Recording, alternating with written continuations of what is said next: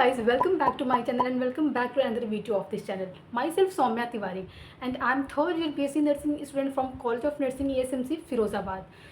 So today I am making this video for those students who wants to give UP CNET examination in 2026. तो first of all जितने भी student जो nursing करना चाहते हैं या फिर जो इस बार UP CNET का एग्ज़ाम देना चाहते हैं वो आई थिंक कि वो एप्लीकेशन फॉर्म तो फिलअप कर ही लिए होंगे। और जो इस बार का जो UP CNET एग्ज़ामिनेशन है वो 6 ऑप्शन को कंडक्ट कराया जाएगा। तो UP CNET का एग्ज़ाम होने में आपके पास बेसिकली 1 मंथ का टाइम है। तो मैं इस वीडियो में एक स्टडी प्लान शेयर करूँगी जिसको आप फॉलो करके आप UP CNET एग्ज़ाम बहुत ही अच्छे से फर्स्ट अटैम्प्ट में क्लियर कर सकते हो। So as per the information, the UP CNET examination consists of 120 questions, and the questions from subjects like physics, chemistry, biology, nursing aptitude and English language, and each question carry 1 marks and there is no any negative marking, so you have to attempt all the questions. And the question paper of UP CNET examination is bilingual. It means both in Hindi and in English. So the Hindi medium student and the English medium student can solve the questions easily. So according to my knowledge, ये जो strategy plan है मैंने इसको day wise divide कर दिया है ताकि आप चीज़ों को बहुत ईजिली कवर कर सको। तो सबसे पहले मैं बायोलॉजी की बात कर लूँगी। तो इसमें आपको प्योरली फोकस करना है NCERT की बुक्स पे, जैसे कि आपने अपने इंटरमीडिएट में भी NCERT की बुक्स पढ़ी हैं। तो इसमें आपको प्रायोरिटी बेस्ड चैप्टर्स को पढ़ना है और सारे टॉपिक्स को कवर करना है। जैसे कि आप इसमें ह्यूमन फिजियोलॉजी पे फोकस करो, इकोलॉजी पे फोकस करो, जेनेटिक्स हो गया, रिप्रोडक्शन हो गया। तो आप इन सारे चैप्टर्स को बहुत ही अच्छे से प्रैक्टिस करो। और मैं बात करती हूँ और केमिस्ट्री में, तो केमिस्ट्री में आप बेसिकली फोकस कर सकते हो ऑर्गेनिक केमिस्ट में, नॉमेनक्लेचर में, केमिकल बॉन्डिंग, इक्विलिब्रियम हो गया, थर्मोडायनेमिक्स हो गया। तो ये सारे कुछ ऐसे मेजर से चैप्टर्स हैं जिसमें आपको फुल फोकस की ज़रूरत होती है, तो आप उस पर फोकस करो। और अब बात करते हैं फिज़िक्स में। तो फिज़िक्स में भी कुछ ऐसी प्रायोरिटी बेस्ड टॉपिक्स हैं या फिर चैप्टर्स हैं, जैसे लॉ ऑफ मोशन हो गया और थर्मोडायनेमिक्स हो गया और इलेक्ट्रोस्टैटिक हो गया, करंट इलेक्ट्रिसिटी हो गया। ये सारे ऐसे चैप्टर्स हैं जहाँ से बहुत सारे ही क्वेश्चन फ्रेम हो सकते हैं। तो आप इन सारे चैप्टर्स को बहुत ही स्ट्रॉन्ग कर लो और इन सारे चैप्टर्स को बहुत ही फोकस होके पढ़ो। बात करते हैं नर्सिंग एप्टीट्यूड में। तो देखो बेसिकली नर्सिंग एप्टीट्यूड से क्या क्वेश्चन आते हैं, वहाँ पे हेल्थ रिलेटेड क्वेश्चन आएंगे, कम्युनिटी से बेस्ड क्वेश्चन आएंगे और बहुत ही सिंपल क्वेश्चन आएंगे नर्सिंग एप्टीट्यूड से। तो इसके लिए आपको बहुत घबराने की ज़रूरत नहीं है। आप किसी चैनल को ज्वाइन कर सकते हो या फिर कोई मॉक टेस्ट दे सकते हो, जहाँ से आपको बेसिक से आइडिया हो जाए कि नर्सिंग एप्टीट्यूड कैसे क्वेश्चन आते हैं। अब बात करते हैं इंग्लिश की। तो यहाँ पे जो इंग्लिश लैंग्वेज का जो एग्ज़ाम होता है और इसमें जो क्वेश्चन पूछे जाते हैं वो बेसिकली आपके इंटरमीडिएट लेवल पे ही होते हैं, जो कि आपने अपने क्लास 11-12 में पढ़ रखा है, वही चीज़ें होती हैं। बेसिकली इसमें ग्रामर से क्वेश्चंस आते हैं और जैसे कि कॉम्प्रिहेंसिव रीडिंग हो गया, उससे क्वेश्चन आएंगे, फिल इन द ब्लैंक्स आएंगे, आपको कुछ वर्ड्स दे दिए जाएंगे और अप्रोप्रिएट वर्ड्स को चूज़ करके आपको फिल इन द ब्लैंक्स में जो ब्लैंक है उसको आपको फिलअप करना होता है।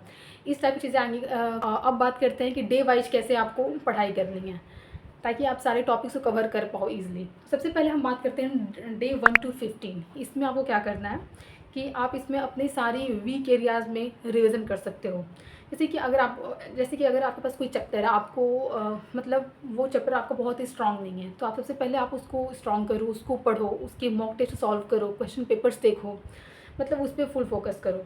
और इसमें बेसिकली क्या होता है कि आप जो भी पढ़ रहे हो उसमें आप NCERT लेवल से, मतलब NCERT की ही बुक्स करो, क्योंकि 80% ऑफ द क्वेश्चन आपके NCERT से ही फ्रेम होते हैं।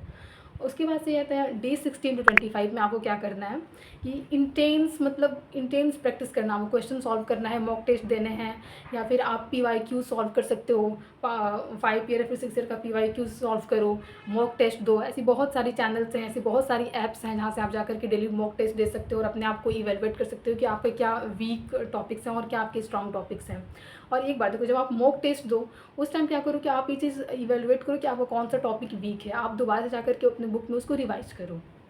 अब डे 26 to 30 क्या करना है आपको कि इस टाइम आपको आपके पास जो भी आपके बने हुए पहले से शॉर्ट नोट्स हैं आप उस पर फोकस करो, जो डायग्राम बेस्ड क्वेश्चन है आप उसको रिवीजन करो, जो जितने फॉर्मूलाज हैं आप उसको रिवाइज करो।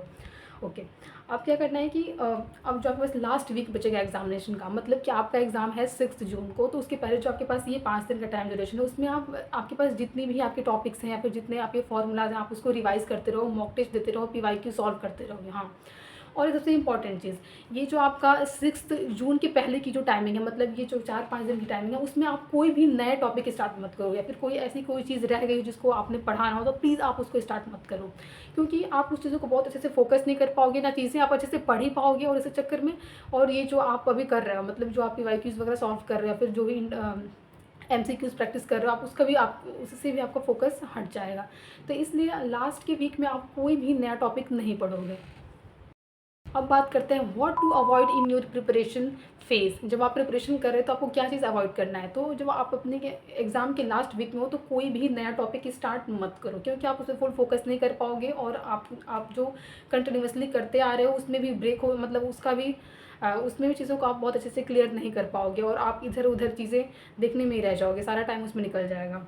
सेकेंड थिंग ये कि जब आप स्टडी करते हो, मतलब आप लगातार 8 घंटे 9 घंटे या फिर 12 घंटे पढ़ रहे हो, तो उस टाइम आपको लगातार नहीं पढ़ना है।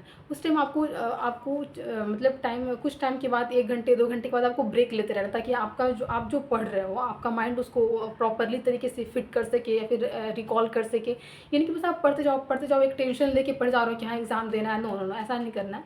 आपको पर्टिकुलर टाइम ड्यूरेशन के बीच में गैप रखना है, ब्रेक लेना है, एंड देन पूरे अच्छे से फोकस के साथ पढ़ना है। And the third thing is the most important, आपको जो भी रिसोर्सेज आप जिस रिसोर्स से पढ़ रहे हो वो उसको लिमिट रखो। ये नहीं कि आप 10 बुक प्रेफर कर रहे हो, कभी एनसीईआरटी पढ़ रहे हो, कभी और कोई गाइड बुक पढ़ रहे हो, या फिर कहीं और से पढ़ रहे हो। बस आप आप जिस भी रिसोर्सेज से पढ़ रहे हो वो रिसोर्सेज आपकी लिमिटेड होनी चाहिए। हाँ, आपको बहुत सारी जगह से कुछ प्रीफर नहीं करना है, 50 टाइप की बुक्स को फॉलो नहीं करनी है। आप प्योरली एंड प्योरली अपनी एनसीईआरटी फोकस करो, और कोई पीओआईक्यूज़ की बुक ले लो, उसे सॉल्व करो। किसी ऐप से कोई मॉक टेस्ट ज्वाइन कर सकते हो, वहाँ से मॉक टेस्ट दो, और उसके बाद से आपकी जितने भी टॉपिक्स हैं आपको लग रहा है कि ये वीक हैं, तो आप उसको रिवाइज करो, उस टॉपिक को पढ़ करके स्ट्रॉन्ग करो। So that's it guys, this is all about the 1 month study plan for to crack the UPSC NET examination. So I hope कि आपको ये वीडियो पसंद आया होगा, और यूपीएससी नेट के रिगार्डिंग अगर आपको कोई भी क्वेश्चन हो, कोई भी क्वेरीज हो, तो आप मेरे को कमेंट सेक्शन में पूछ सकते हो। मैं ट्राई करूँगी कि उसका आंसर दे पाऊँ। If you find this video helpful, please like this video and subscribe my YouTube channel. So stay safe, take care, bye bye.